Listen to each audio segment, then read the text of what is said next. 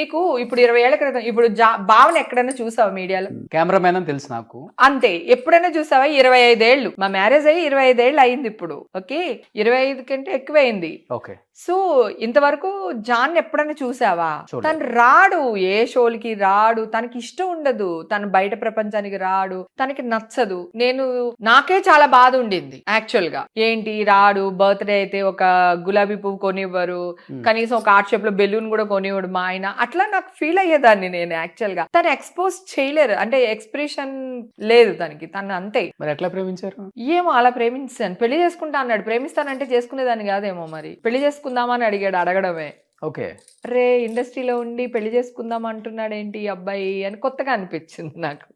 So అది ఆ ఒక్క వర్డ్ నచ్చింది, పెళ్లి చేసేసుకున్నా. పడిపోయారు దానికే ఇంకా. దానికే. మా ఆయన 4,000 సంపాదిస్తే నేను 4,000 సంపాదిస్తే బతికేద్దాం అనుకున్నా. అదే మైండ్ సెట్ అంతే. మా హస్బెండ్ కి కంప్లీట్ కంప్లీట్ మా హస్బెండ్ ఆయన ముస్లిము, నేను హిందూ.